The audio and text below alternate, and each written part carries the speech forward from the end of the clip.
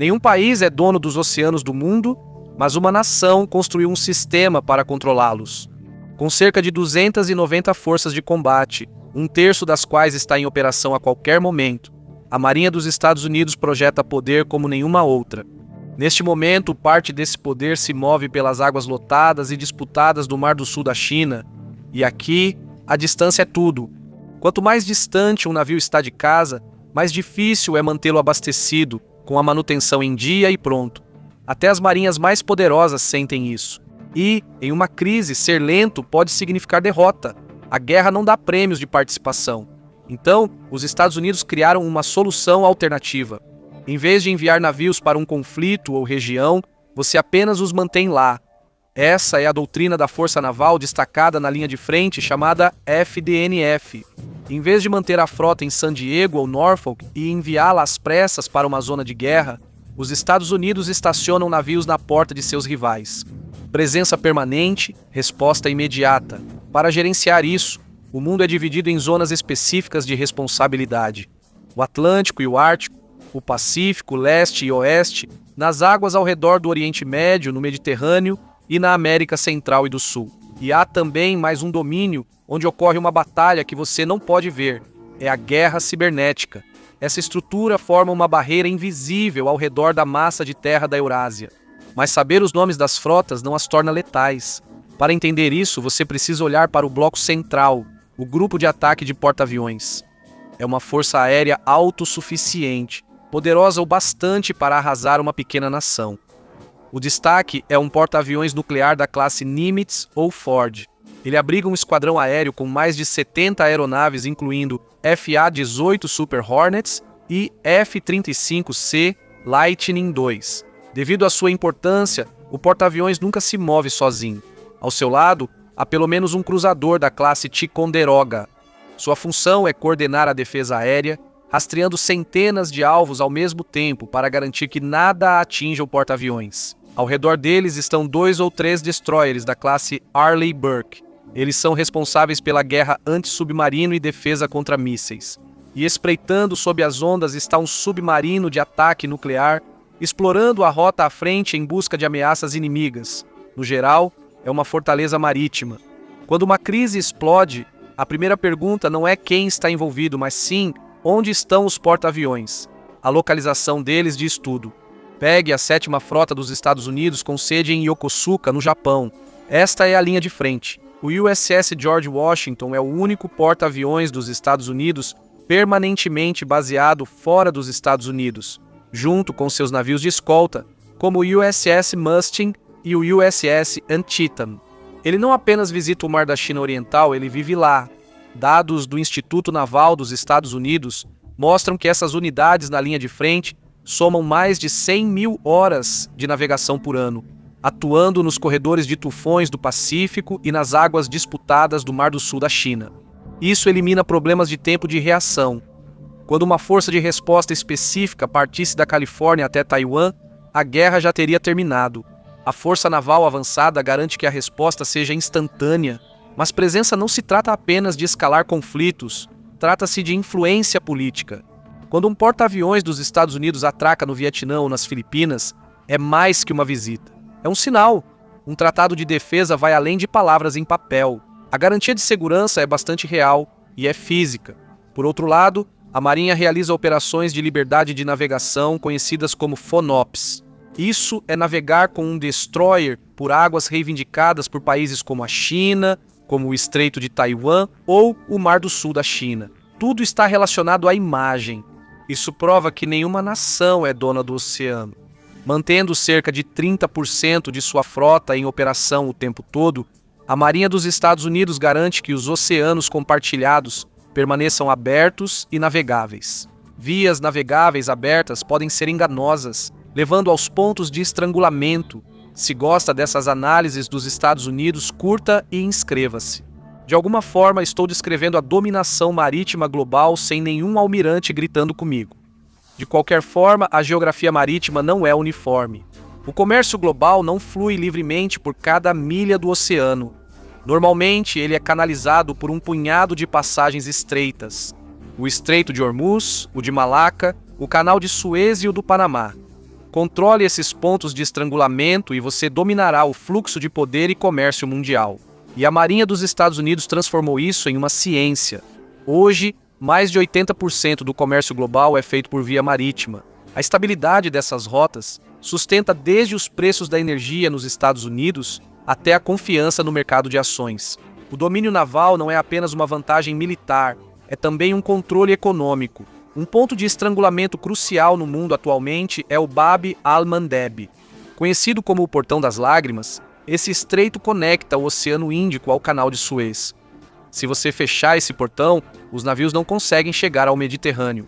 A única outra rota é contornar a África.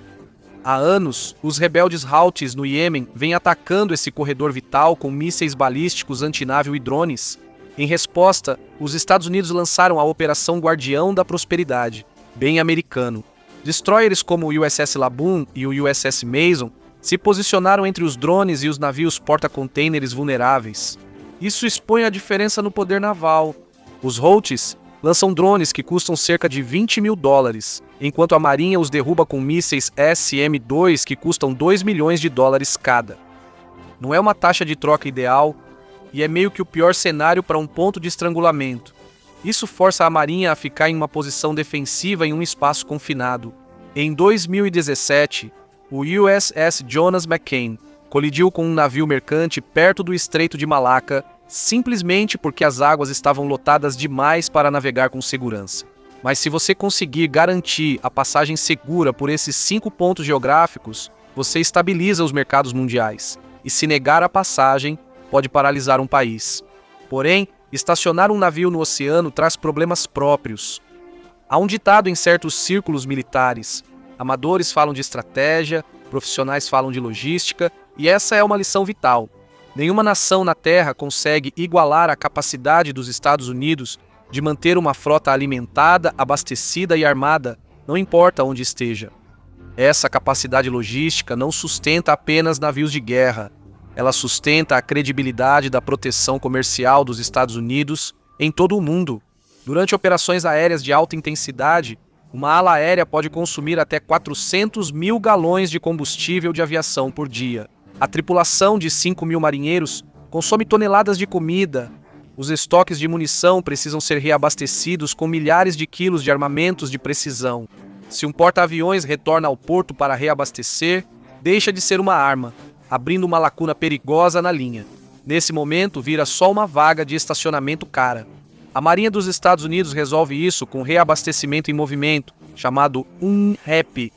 Um navio de suprimentos se posiciona ao lado do porta-aviões, ambos navegando a 12 a 15 nós e separados por apenas 50 metros. No oceano, muitas vezes em mares agitados, eles disparam cabos-guia, instalam cabos de sustentação sob tensão e transferem mangueiras de combustível e paletes de munição. Eles fazem isso à noite, sob silêncio de rádio. É isso que permite à Marinha dos Estados Unidos transformar um grupo de porta-aviões em uma ameaça constante. Em 2020, o USS Dwight D. Eisenhower passou 206 dias consecutivos no mar durante 7 meses. Ele permaneceu totalmente eficaz em combate porque a cadeia logística foi até ele. Nenhuma outra marinha consegue fazer isso nessa escala. A União Soviética criou uma marinha para defender sua costa, já os Estados Unidos para controlar os mares, o que exige poder de permanência, mas também é seu ponto fraco. Hoje, a frota logística da Marinha dos Estados Unidos é uma sombra do que já foi. A idade média da Força de Reserva Pronta é superior a 45 anos. Em um conflito com a China, esses navios de abastecimento desarmados seriam alvos principais. A China não precisa afundar um porta-aviões, basta afundar os navios-tanque. A cadeia logística é o ponto vulnerável do gigante americano. Os planejadores navais tentam reforçá-la, mas não se constrói uma frota de apoio rapidamente. É uma corrida contra o tempo e eles esperam poder vencê-la. Mas há mais do que simplesmente ficar no mar indefinidamente. Na era da vela, um vigia no mastro de observação podia enxergar talvez 20 quilômetros em um dia claro. Hoje, as frotas enxergam muito além do horizonte.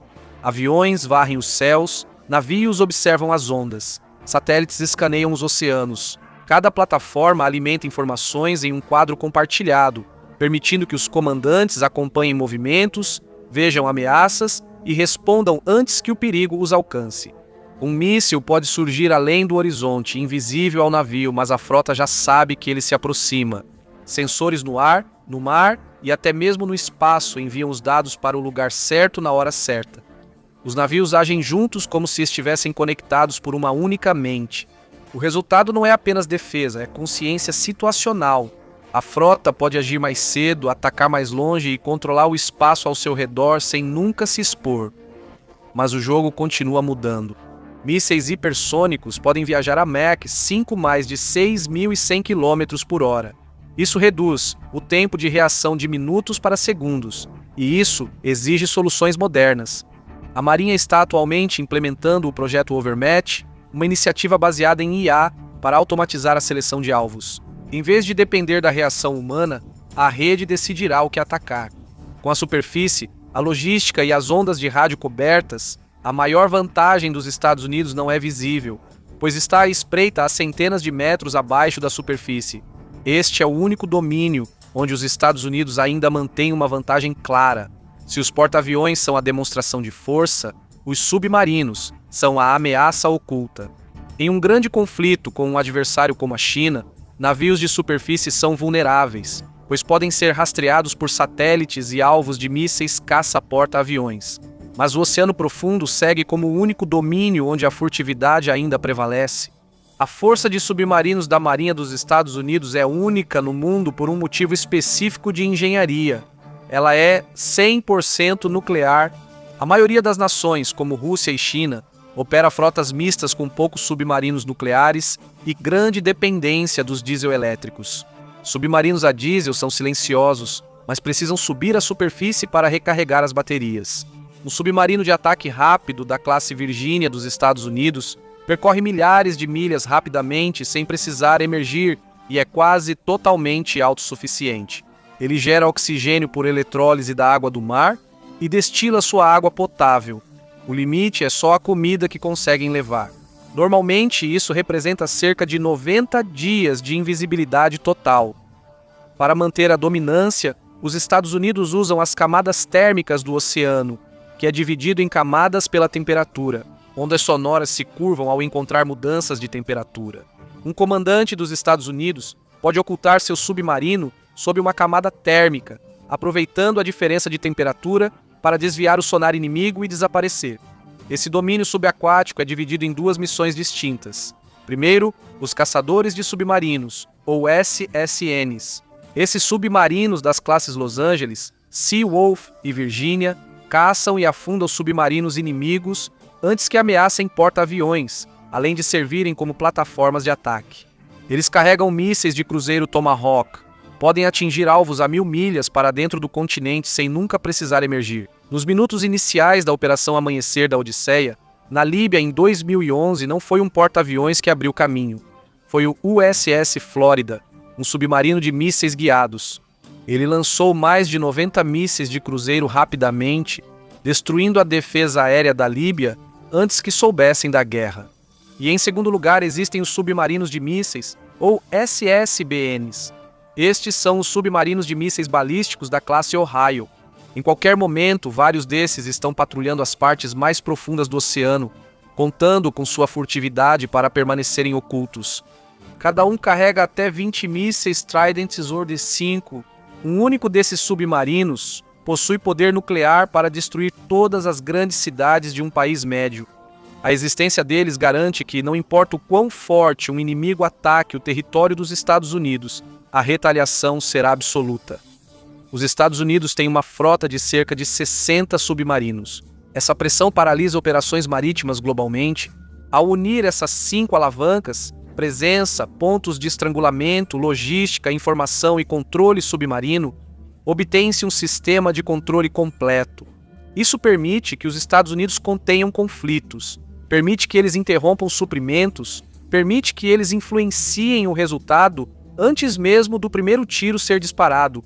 Pense na era da Guerra Fria. A Marinha dos Estados Unidos mantinha forte presença nos oceanos Atlântico e Pacífico, controlando pontos estratégicos como o Estreito Gilk. Navios avançados e melhores informações permitiam rastrear submarinos soviéticos cedo, e bons suprimentos mantinham-nos no mar por mais tempo que os soviéticos. Durante a Guerra do Golfo Pérsico de 1991, as forças navais dos Estados Unidos já estavam no Oriente Médio como parte da Operação Escudo do Deserto. Essas forças garantiram rotas críticas e permitiram o rápido aumento das tropas da coalizão. Suprimentos, reforços e poder de fogo podiam chegar às linhas de frente sem demora.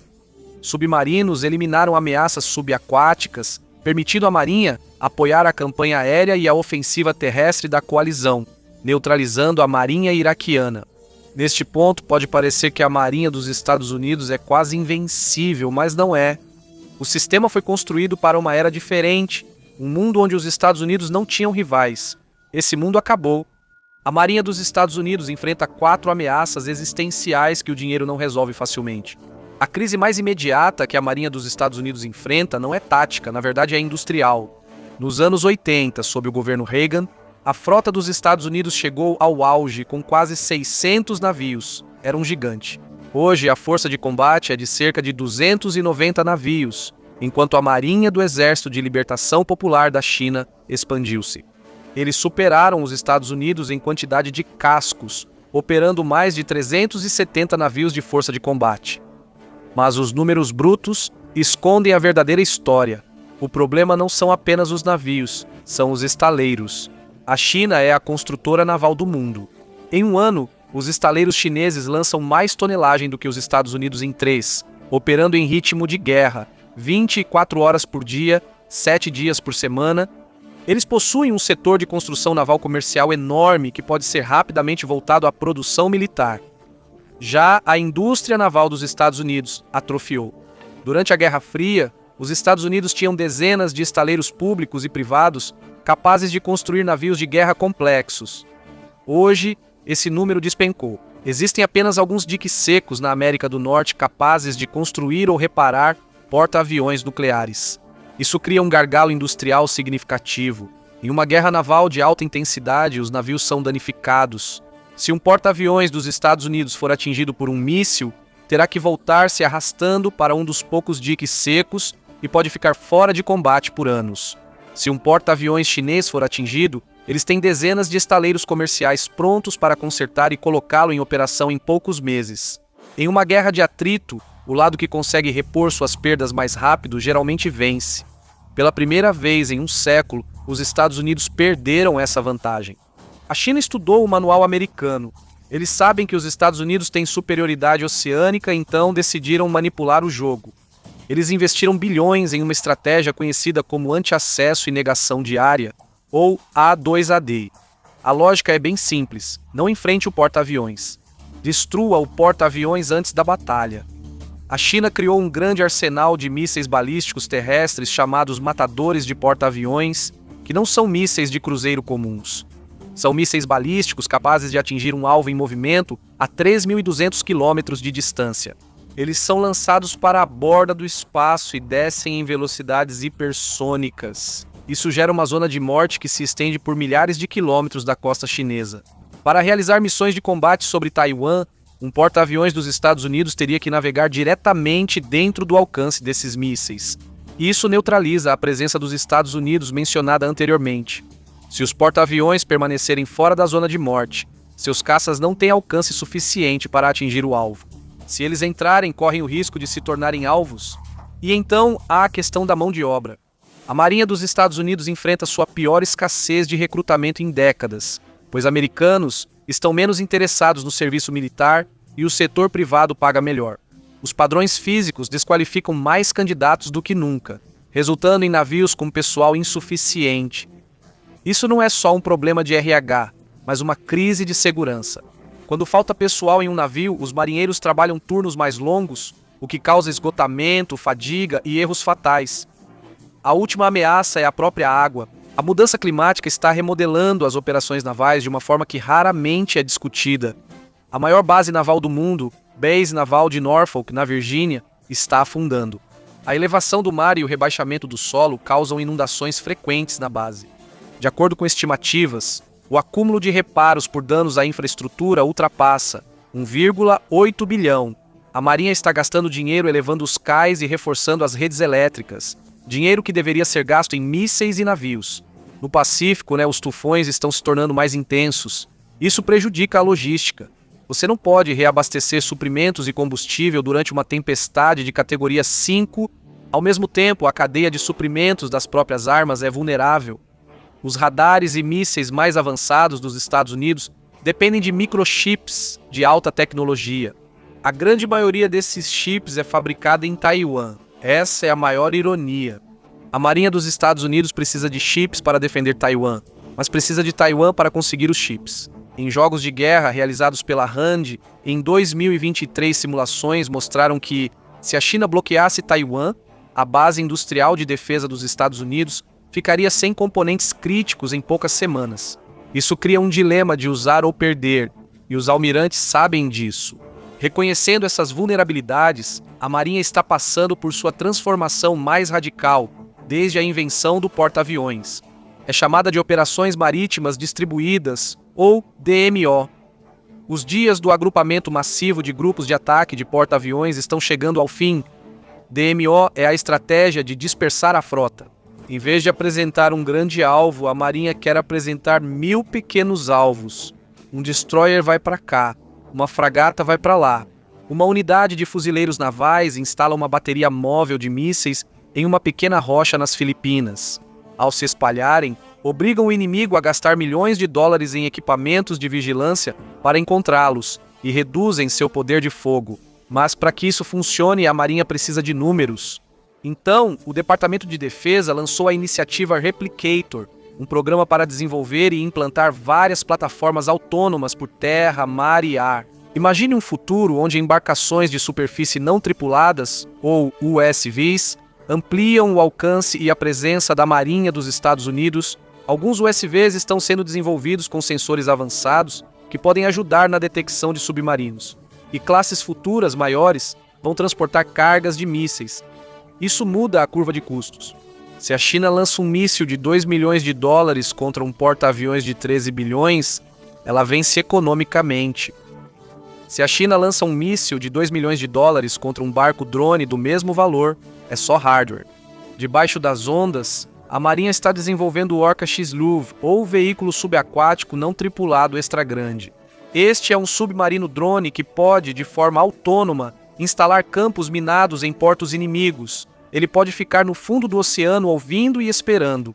Esta é a resposta para a bolha A2AD. Em vez de porta-aviões na Zona da Morte, enviam drones. Mas os Estados Unidos percebem que não podem agir sozinhos. Está reforçando suas alianças para criar profundidade estratégica. O Pacto AUKUS entre Austrália, Reino Unido e Estados Unidos é a maior mudança no poder do Pacífico em décadas. Os Estados Unidos estão compartilhando tecnologia de propulsão nuclear com a Austrália para que o país tenha sua própria frota de submarinos de ataque nucleares. E isso é um pesadelo para Pequim. Atualmente, os estrategistas chineses só precisam se preocupar com os submarinos dos Estados Unidos vindos de Guam ou do Havaí. Logo, eles terão que se preocupar com submarinos nucleares avançados partindo de Perth, bem no hemisfério sul. Durante décadas, a Marinha dos Estados Unidos dominou os oceanos. Esse domínio foi construído em uma era sem rivais à altura. Hoje, essa suposição não é mais válida. A bandeira dos Estados Unidos pode não dominar mais todos os mares. Na guerra naval moderna, ficar parado não é seguro e pode significar ser afundado.